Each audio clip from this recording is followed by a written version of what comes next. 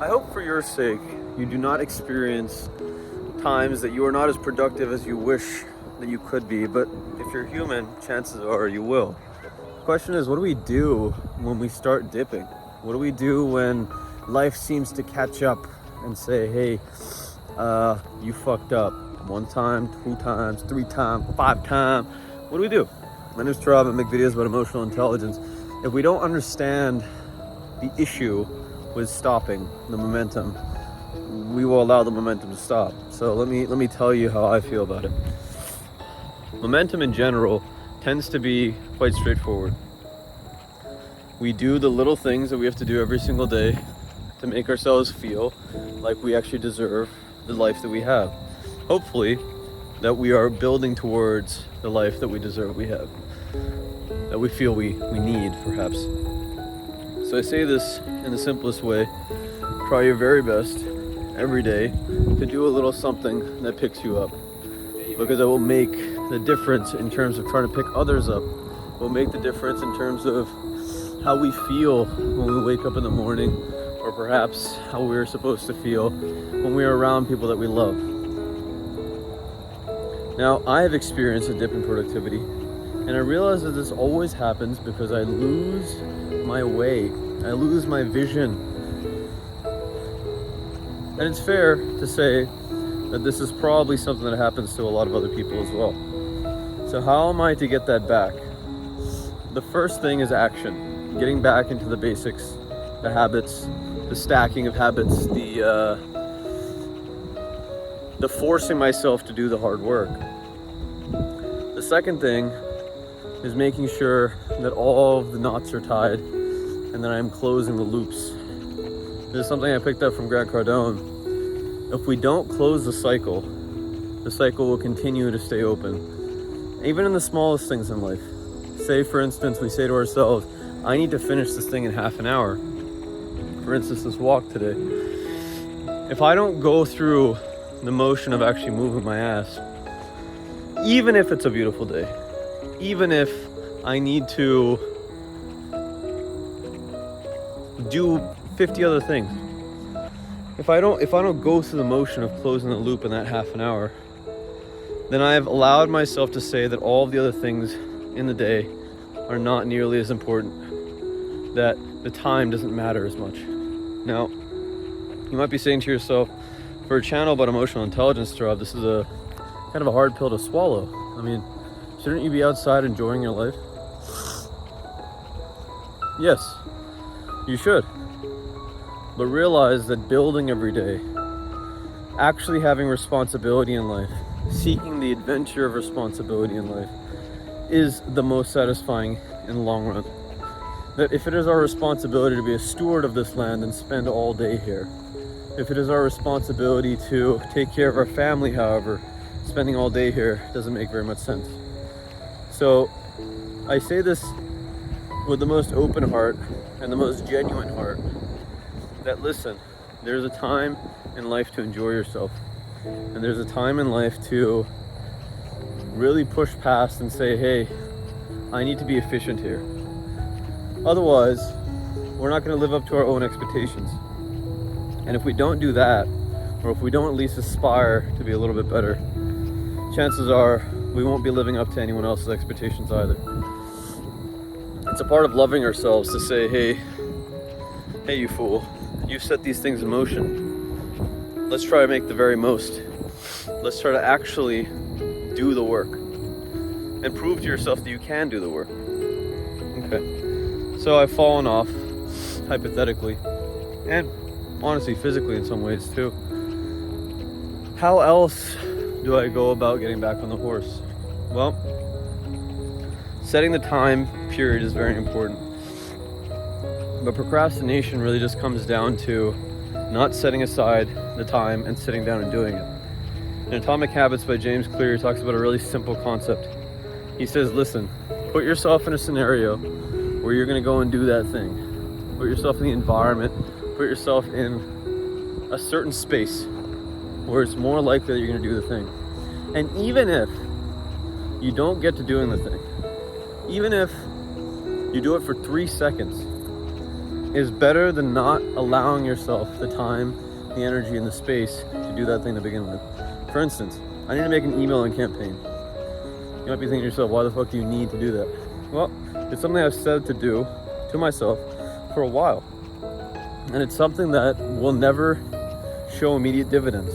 In fact, the Terabify network and the social connections that I build with people, just talking and building my business out, tends to be more beneficial anyway.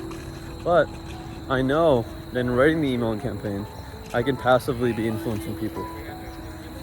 I can spend the time and energy now to make sure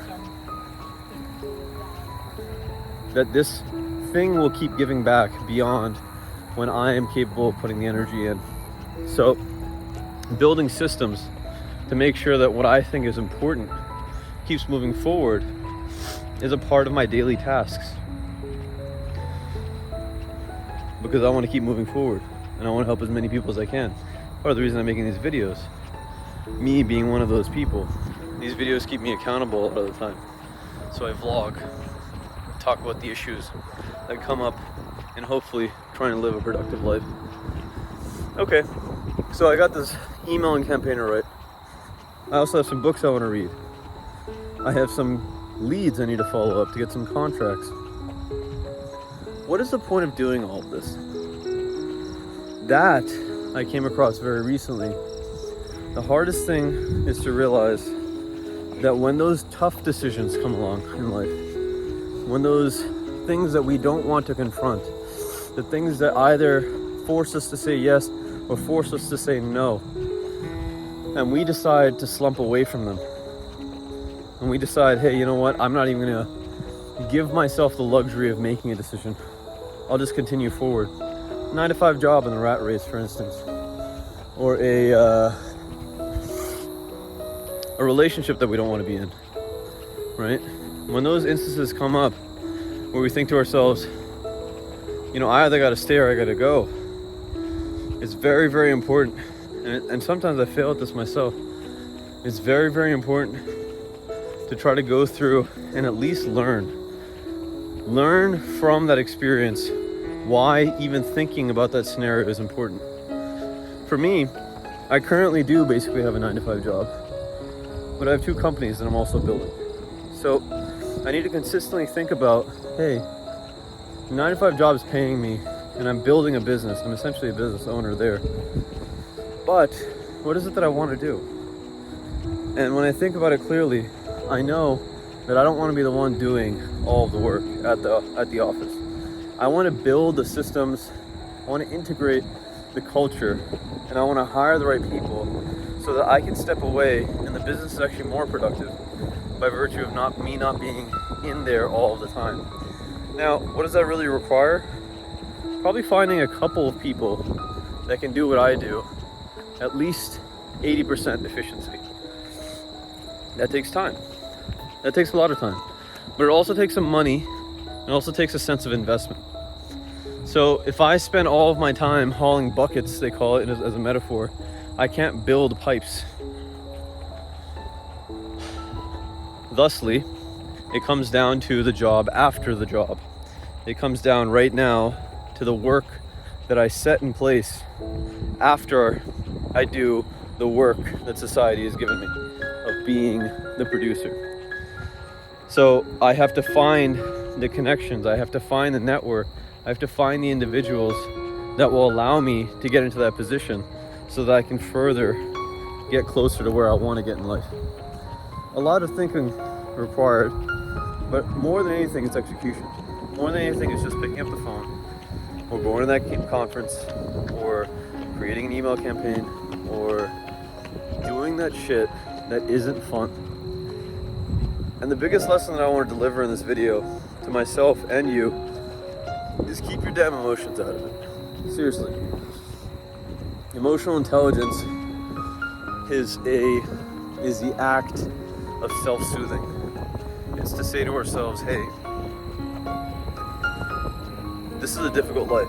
I've chosen whatever road, and the stresses will come, but that I can deal with them consistently and make sure that hopefully I'm growing as a human being. And that means that sometimes you gotta turn your emotions off. Sometimes you just gotta do the shit that other people aren't willing to do. That makes the most difference, my friend. So,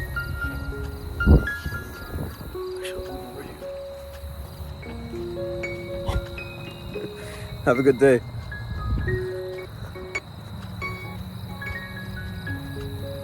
It requires a bit of just picking up and saying, listen, you've been off for a couple of days. You've been lacking in your pursuit. Okay, fine. Get the emotions out of it. Literally just do the things that are on your list, right? You are no longer a human until you accomplish this list. and I say this to you as someone that genuinely believes that there should be balance in life, right? Like someone that genuinely cares about feeling good about the things that we're doing and making sure that we have a robust network of loving things around us, okay?